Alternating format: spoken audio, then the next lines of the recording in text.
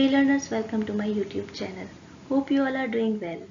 Today, as mentioned in the title, we are going to study about Factory Act 1948. So let's start this act. Factory Act. Let us know how this act was adopted in our country. Initially, जब industrialisation नहीं हुआ था हमारी country में, factories वगैरह नहीं बनी थी, तब मैक्सिमम पॉपुलेशन हमारी एग्रीकल्चर से रिलेटेड काम करती थी, जैसे कि फार्मिंग, एनिमल हस्बेंड्री, इस तरह के काम करती थी.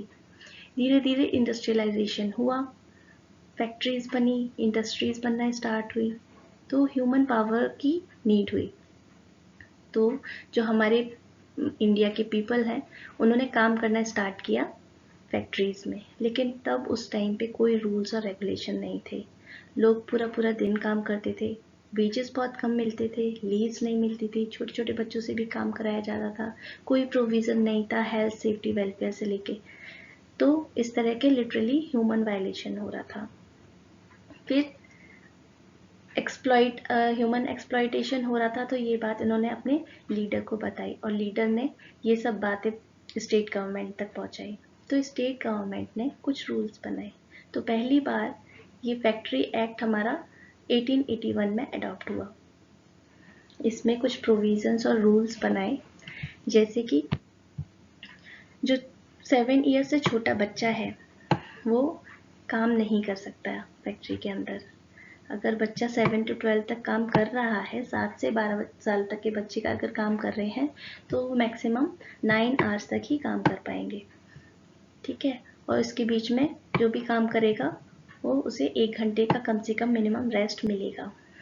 और अगर कोई पर्सन पूरे मंथ काम कर रहा है तो मिनिमम उसको 4 डेज की लीव मिलेगी. तो इस तरह के रूल्स बनाए. आगे धीरे धीरे ये रूल्स और इम्प्रूव किए गए. फिर हमारा आया फैक्ट्री एक्ट 1948.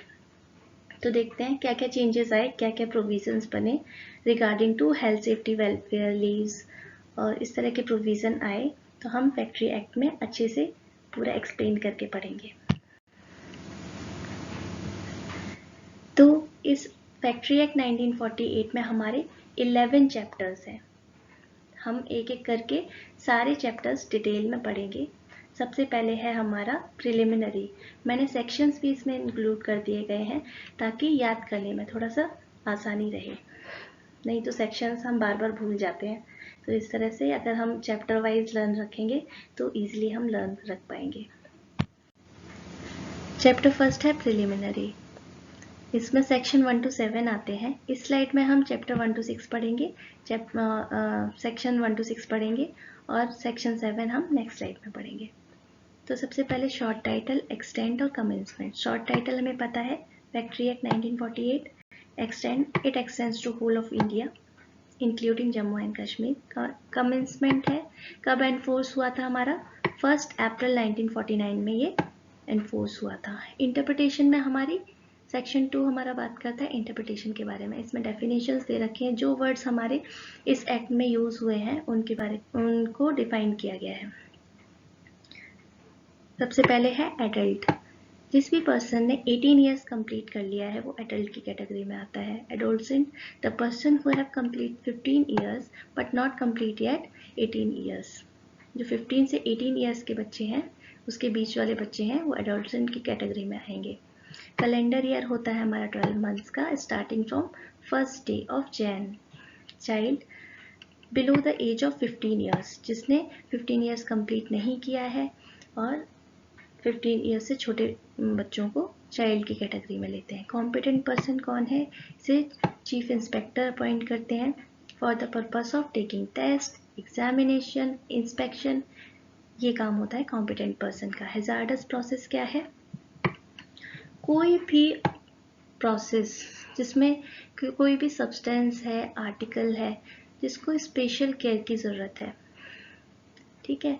अगर कोई पर्सन उसके एक्सपोजर में आ जाता है, कोई भी वर्कर उसके एक्सपोजर में आ जाता है विदाउट टेकिंग प्रॉपर केयर और हैंडलिंग इट प्रॉपरली, अगर उसके कांटेक्ट में आ जाता है तो उसको हेल्थ रिलेटेड इश्यूज हो सकते हैं. तो वो होता है हैजार्डस प्रोसेस. या फिर अगर हम डिस्पोजल करते हैं किसी भी सब्सटेंस को, वेस्ट प्रोडक्ट को, तो हमारे एनवायरनमेंट को पॉल्यूट करता है. ऐसे सब्सटेंस हैजार्डस प्रोसेस में आते हैं। यंग पर्सन में इंक्लूड होता है हमारे चाइल्ड और एडोलसेंट दोनों। डे होता है हमारा 24 आवर्स का, starting from midnight 12 AM। Week होता है हमारा 7 डेज का, starting from midnight Saturday midnight 12 AM। Power क्या होता है हमारा, कोई भी एनर्जी जैसे कि इलेक्ट्रिकल एनर्जी, हीट एनर्जी, कोई भी एनर्जी जो कि यूज़ हो रही है हमारी मशीन्स चलाने में, तो उसको हम पावर बोलते हैं। जो कि वैसे वो पावर जैसे कि ह्यूमन पावर से जनरेट हो रहा है या फिर एनिमल पावर से जनरेट हो रही है, तो उससे वो इंक्लूड नहीं होगी इसमें। ठीक है। प्राइम मूवर होता है हमारा जो पावर को जनरेट करता है, जैसे कि मोटर है, इस तरह के इक्विपमेंट्स होते हैं मोटर, तो उसको प्राइम मूवर बोलते हैं। मशीन का मोटर है जो इनिशिएट करता है मूवमेंट को। ट्रांसमिशन मोशन को इनिशिएट करता है। ट्रांसमिशन मशीनरी होती है जैसे कि शाफ्ट है, व्हील्स हैं, तो ये हमारे ट्रांसमिशन मशीनरी में आते हैं। पुली है जो कि हम प्राइम मूवर से जो हमारा मोशन स्टार्ट हो रहा है वो मशीन का मूवमेंट स्टार्ट करते हैं, दोनों को कनेक्ट करके, तो वो आ जाती है ट्रांसमिशन मशीनरी में। मैन्युफैक्चरिंग प्रोसेस हम नेक्स्ट स्लाइड में पढ़ेंगे डिटेल में। वर्कर कौन होते हैं? वर्कर कोई भी पर्सन, जैसे कि जो प्रिंसिपल एम्प्लॉयर है उसने खुद अपॉइंट किया है किसी पर्सन को मैन्युफैक्चरिंग प्रोसेस करने के लिए, या फिर किसी कॉन्ट्रैक्टर या एजेंसीज के थ्रू वर्कर्स को अपॉइंट किया गया है for the purpose of manufacturing. ठीक है, उसको वेजेस मिल रहे हों या नहीं मिल रहे हों, या फिर वो मशीन की क्लीनिंग के लिए रखा है, या फिर मशीन की क्लीनिंग के अलावा कोई भी एरिया है, प्रेसिंक्ट्स है, ठीक है, प्रीमिसेस है, उसकी सफाई के लिए रखा गया है उस पर किसी भी पर्सन को, तो वो वर्कर की कैटेगरी में आएगा। फैक्ट्री होता है जहाँ कोई भी जगह जहाँ पर मैन्युफैक्चरिंग प्रोसेस चल रहा हो। अगर हम पावर का यूज़ कर रहे हैं तो कम से कम वहाँ पे 10 पीपल मैन्युफैक्चरिंग प्रोसेस में काम करने चाहिए। अगर पावर का यूज़ नहीं हो रहा है तो कम से कम 20 पीपल्स का मैन्युफैक्चरिंग प्रोसेस में इन्वॉल्व होने चाहिए, तो उस जगह को हम फैक्ट्री बोलते हैं। ऑक्यूपायर हम नेक्स्ट स्लाइड में पढ़ेंगे डिटेल में। प्रिस्क्राइब जो भी स्टेट गवर्नमेंट ने रूल्स बनाए हैं उसके अकॉर्डिंग उसको फॉलो करने को हम प्रिस्क्राइब बोलते हैं। रिले आता है हमारा शिफ्ट्स के बारे में, जैसे कि इस एक्ट में प्रोविज़न दिया गया है कि कोई भी पर्सन मैक्सिमम 9 आवर्स तक काम कर सकता है, लेकिन फैक्ट्री तो कोई फैक्ट्री तो 24 आवर्स तक चलती हैं, 20 आवर्स तक चलती हैं, तो कैसे काम होगा? तो अलग अलग शिफ्ट्स बना दी जाती है कि एक शिफ्ट में कुछ लोग काम करेंगे, दूसरी शिफ्ट में कुछ लोग काम करेंगे, तो उसको हम रिले बोलते हैं। Reference to time of day, जो हमारा इंडियन स्टैंडर्ड टाइम है वो ग्रीनविच मीन टाइम से 5.5 आवर अहेड है।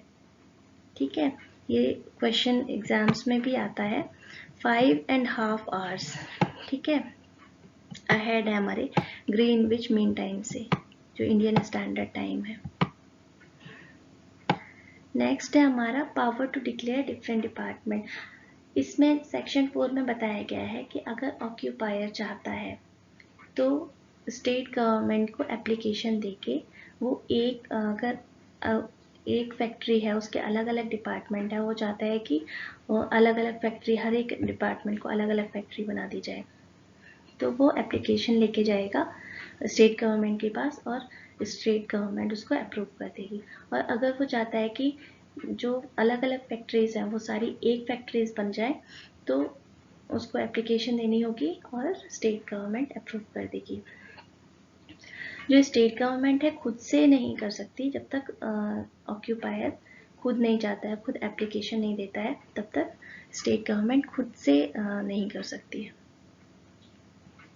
नेक्स्ट है हमारा power to extend during public emergency. अगर कोई पब्लिक इमरजेंसी होती है, पैंडमिक हो जाता है या फिर वॉर हो जाती है, तो उस टाइम पे सेंट्रल जो स्टेट गवर्नमेंट है वो हमारी जो भी प्रोविजंस हैं इस पूरे एक्ट में सबको सबसे एग्जाम्प्ट कर सकती है, एक्सेप्ट सेक्शन 67। जो 67 हमारा सेक्शन है वो रिलेटेड टू है एम्प्लॉयमेंट ऑफ यंग पर्सन। अगर कोई भी ऐसी इमरजेंसी होती है तो 67 सेक्शन को छोड़ के सारे रूल्स को एग्जाम्प्ट कर सकती है। सेक्शन 6 बात करता है हमारा approval of licensing and registration of factories. अब फैक्ट्रीज बनानी है तो उसका रजिस्ट्रेशन और लाइसेंस तो लेना पड़ेगा। तो इसमें क्या है, स्टार्टिंग कोई भी फैक्ट्री स्टार्ट करने से पहले जो भी प्लान होगा, कैसे फैक्ट्री बना रहे हैं, क्या क्या काम होगा, किस किस तरह का मैन्युफैक्चरिंग प्रोसेस चलेगा, तो इस तरह का पूरा प्लान और डिस्क्रिप्शन जो ऑक्यूपायर है वो चीफ इंस्पेक्टर को या फिर सेंट्रल स्टेट गवर्नमेंट को बताएगा, इन्फॉर्म करेगा उनको। ठीक है, जो भी अगर साइट में किस साइट पर है ये बताएगा, और अगर उस साइट पे कंस्ट्रक्शन करना है उसको और अपनी फैक्ट्री को बड़ा करना है, ये मैंने 2 बार लिख दिया। ठीक है, तो अगर कोई कंस्ट्रक्शन करना है, कंस्ट्रक्शन वर्क करना है, अपनी फैक्ट्रीज को बड़ा करना है, तो वो उसे परमिशन लेनी पड़ेगी। ये नहीं उसका मन किया उसने बना दी, एक्सटेंड कर दी, ऐसा नहीं है। परमिशन लेनी पड़ेगी उसको, एप्लीकेशन देनी पड़ेगी।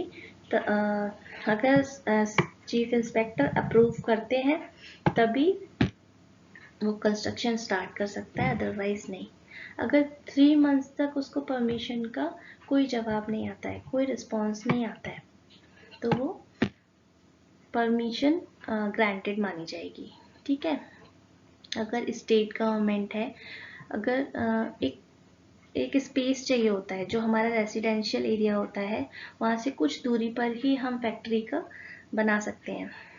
ठीक है, अगर वो जो एरिया है वो उतने स्पेसिफाइड उसमें नहीं, जितना दूरी होनी चाहिए उतनी नहीं है उसकी, और इसलिए स्टेट गवर्नमेंट ने मना कर दिया कि नहीं तुम्हारा एक्सटेंशन नहीं हो सकता या फिर तुम फैक्ट्री यहाँ पर नहीं बना सकते, तो वो जाकर अपील कर सकते हैं सेंट्रल गवर्नमेंट को।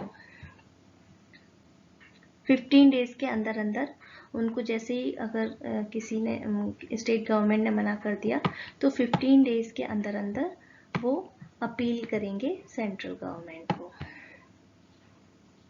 नेक्स्ट है हमारा मैन्युफैक्चरिंग प्रोसेस।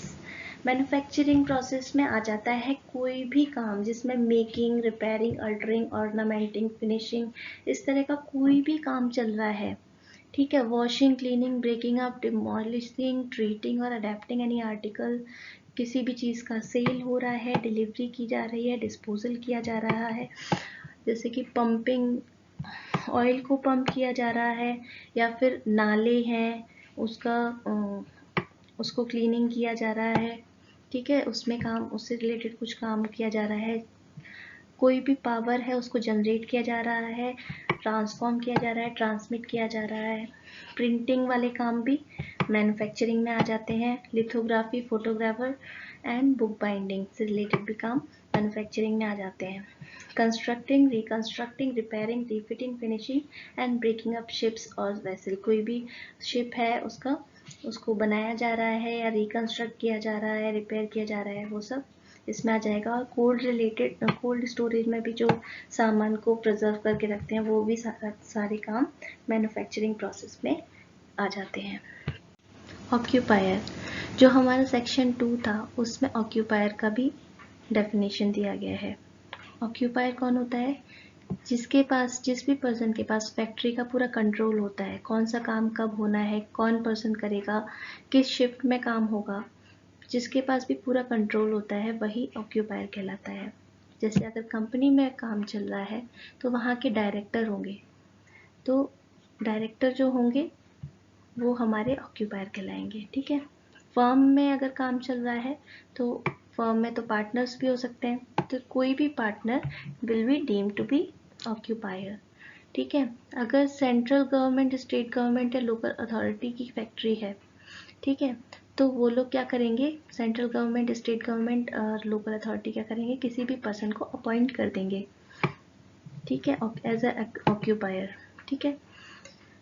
तो वो देखेगा कि ये सारे प्रोविजंस फॉलो हो रहे हैं या नहीं हो रहे हैं।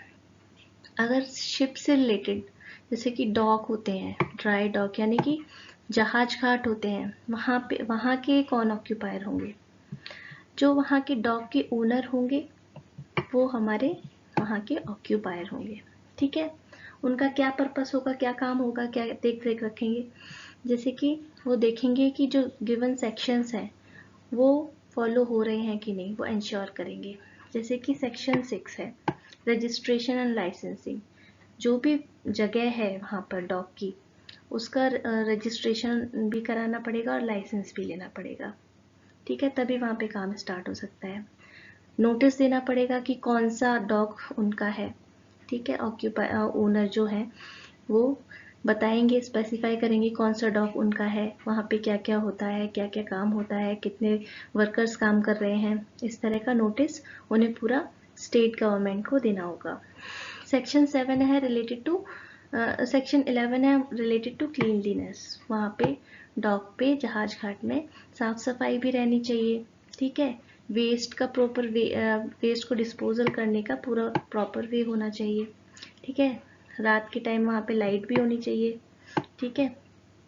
सेक्शन 18 हमारा ड्रिंकिंग वाटर का प्रोविज़न होना चाहिए वहाँ पे, ठीक है, वर्कर्स जहाँ काम कर रहे हैं वहाँ पे तो उनके लिए पीने के पानी का पूरा व्यवस्था करनी है। लैट्रिन्स, यूरिनल्स होने चाहिए, वॉशिंग फैसिलिटीज़ होनी चाहिए, canteens, shelter room, rest room, lunch room, ये सब होने चाहिए। और अगर 500 से ज़्यादा वर्कर्स काम कर रहे हैं तो एक वेलफेयर ऑफिसर भी होना चाहिए। अब शिप के ऑक्यूपायर कौन कहलाएंगे, शिप के ऑक्यूपायर होते हैं या तो ओनर खुद होगा या एजेंट या मास्टर या फिर किसी भी पर्सन को जिसको इंचार्ज अपॉइंट कर रखा है ऑक्यूपायर का, ठीक है, तो वो हमारा पर्सन ऑक्यूपायर होगा। वो किस किस चीज़ों का देखेगा कि इंश्योर करेगा कि कौन कौन से सेक्शन फॉलो हो रहे हैं या नहीं हो रहे हैं। जैसे कि सेक्शन 13 बात करता है हमारा वेंटिलेशन के बारे में, तो शिप के अंदर वेंटिलेशन का पूरा प्रोविज़न होना चाहिए, ठीक है। डस्ट और फ्यूम्स को एक्यूमुलेट नहीं होने देना है, ओवर क्राउडिंग नहीं होनी चाहिए, ज़्यादा लोग वहाँ पर शिप के ऊपर जाएंगे तो ओवर क्राउडिंग हो जाएगी, तो उसको भी पूरा ध्यान में रखना है, ठीक है। फिर है सेक्शन 17। सेक्शन 17 हमारा है लाइटनिंग के बारे में, शिप के अंदर पूरा लाइट्स वगैरह का पूरा प्रोविज़न होना चाहिए, ठीक है। चैप्टर 4 है हमारा सेफ्टी से रिलेटेड, जो भी प्रोविज़न हमारे सेफ्टी के हैं इस एक्ट में वो सारे सबको इंश्योर करेगा जो ऑक्यूपायर है, ठीक है। सेक्शन 43 है हमारा स्टोरिंग एंड ड्राइंग क्लोथ्स, जो भी क्लोथ्स को स्टोर करने के लिए और ड्राई करने के लिए स्पेशल एरिया होना चाहिए, स्पेसिफाई एरिया होना चाहिए, सिटिंग के लिए एरिया होना चाहिए, फर्स्ट एड एप्लियंसेस होने चाहिए शिप के अंदर, ठीक है। चैप्टर 6 है हमारा वर्किंग आवर्स ऑफ एडल्ट, जैसे कि इस एक्ट में दे रखा है कि एक पर्सन एक दिन में कम से ज़्यादा 9 आवर्स तक काम कर सकता है और पूरे वीक में 48 आवर्स तक काम कर सकता है। तो सेम जो रूल है वो यहाँ पर शिप के अंदर भी अप्लाई होगा। चैप्टर 7 है हमारा एम्प्लॉयमेंट ऑफ यंग पर्सन, जैसा कि इस एक्ट में दे रखा है कि अगर पर्सन 15 ईयर्स से छोटा है तो वो काम नहीं कर सकता, लेकिन अगर सर्टिफाइंग सर्जन ने उसको सर्टिफिकेट दे दिया है, वो फिट है काम करने के लिए, तो वो उसको एडल्ट माना जाएगा और वो काम कर सकता है, ठीक है। चैप्टर 8 है हमारा लीव्स विद वेजेस, अब वर्कर्स काम करेंगे तो उनको लीव्स भी देनी पड़ेगी और अगर लिमिटेड पीरियड के लिए लीव ले रहे हैं तो उनको वेजेस भी देने पड़ेंगे, ठीक है। स्पेशल चैप्टर हमारा 9 है स्पेशल प्रोविजंस के बारे में, ठीक है, कुछ स्पेशल प्रोविजंस भी हैं तो वो भी फॉलो हो रहे हैं कि नहीं। सेक्शन 108 है display of notice, service of notice और रिटर्न्स, ये सारे प्रोविजन, ये सारे सेक्शंस फॉलो हो रहे हैं कि नहीं, ये इंश्योर करेगा हमारा ऑक्यूपायर ऑफ द शिप। हमारा लास्ट सेक्शन है इस चैप्टर का, section 7, notice bye occupier. Occupier किस किस कंडीशन में जो सेंट्रल चीफ इंस्पेक्टर है और इंस्पेक्टर है उनको नोटिस भेजेंगे, उसके बारे में बात की गई है इसमें। जैसे कि कोई भी फैक्ट्री है, जैसे भी किसी भी पर्सन ने किसी जगह को ऑक्यूपाई किया है for the purpose of starting the factory, तो वो स्टार्ट करने से पहले, उसमें काम करने से पहले 15 दिन पहले जो हमारे चीफ इंस्पेक्टर है उनको नोटिस भेजेंगे। ठीक है, क्या क्या भेजेंगे उसमें? Name and situation of factory, किस जगह पर है, कि फैक्ट्री की क्या सिचुएशन है, अगर वहाँ पे पहले से कोई फैक्ट्री है और किसी ने किसी और पर्सन को बेच दिया वो फैक्ट्री, तो उसकी उस फैक्ट्री की क्या सिचुएशन है उस टाइम पर, और उस फैक्ट्री का क्या नाम है। Name and address of occupier, जो ऑक्यूपायर है उसका नाम और एड्रेस क्या है। एड्रेस फॉर कम्युनिकेशन, फैक्ट्री से रिगार्डिंग अगर कोई कम्युनिकेशन या कोई लेटर या मेल भेजना है तो उसका एड्रेस भी देना पड़ेगा।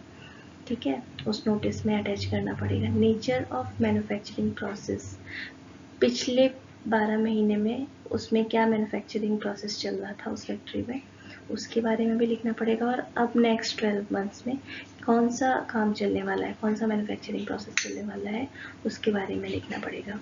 टोटल पावर इंस्टॉल्ड, कितनी जो भी इलेक्ट्रिकल पावर है या कोई और पावर है तो कितना यूज़ हो रहा है उस पूरी फैक्ट्री में, कितना इंस्टॉल्ड है, तो उसके बारे में लिखना पड़ेगा।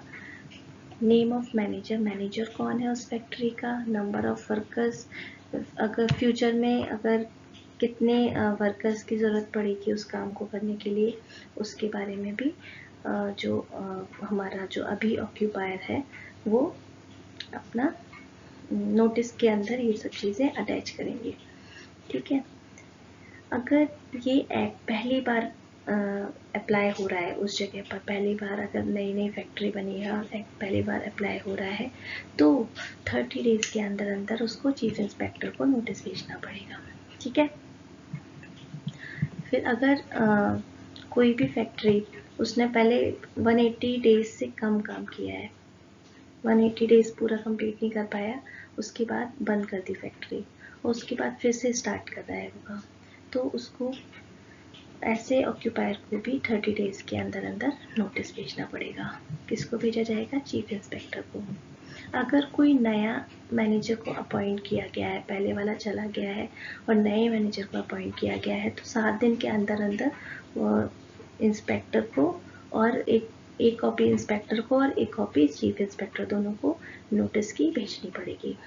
अगर कोई मैनेजर नहीं है, अगर कोई डेजिग्नेट हुआ ही नहीं है वहाँ पे मैनेजर, ठीक है, तो वहाँ पर जो हमारे ऑक्यूपायर है उसी को मैनेजर समझा जाएगा।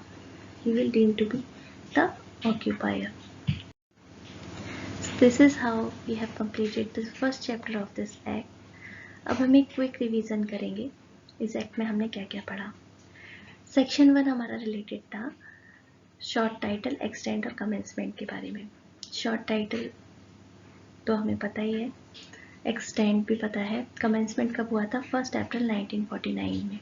सेकेंड सेक्शन हमारा बात करता है डेफिनेशंस के बारे में। थर्ड सेक्शन हमारा बात करता है टाइम के बारे में, जो कि ग्रीनविच मीन टाइम के 5.5 आवर अहेड है, जो हमारा इंडियन स्टैंडर्ड टाइम है 5.5 आवर अहेड है ग्रीनविच मीन टाइम के। फोर्थ है हमारा, उसमें बताया गया था कि हम जो अगर ऑक्यूपायर चाहता है एक फैक्ट्री के अलग अलग डिपार्टमेंट को अलग अलग फैक्ट्री बनाना है या फिर अलग अलग फैक्ट्रीज को एक फैक्ट्री बनाना चाहता है, तो वो स्टेट गवर्नमेंट से परमिशन ले सकता है। ये हो गया हमारा फोर्थ। फिफ्थ सेक्शन था हमारा कि अगर कोई इमरजेंसी आ जाती है तो उस केस में सारे रूल्स और जो भी प्रोविज़न है वो एक्सेप्ट किए जा सकते हैं, एक्सेप्ट जो सेक्शन है 67 एम्प्लॉयमेंट ऑफ यंग पर्सन। ठीक है, सेक्शन 6 है हमारा, अगर कोई भी फैक्ट्री बनाई जाएगी उसका रजिस्ट्रेशन और लाइसेंस लेना पड़ेगा, उसके रिगार्डिंग रूल्स बताए गए हैं। और जो सेक्शन 7 है हमारा वो है नोटिस बाय ऑक्यूपायर। ऑक्यूपायर जो है वो किस किस सिचुएशन में चीफ इंस्पेक्टर इंस्पेक्टर को नोटिस देगा। तो this is all for today, thanks for watching and आगे के चैप्टर्स हम नेक्स्ट वीडियो में करेंगे। Bye bye.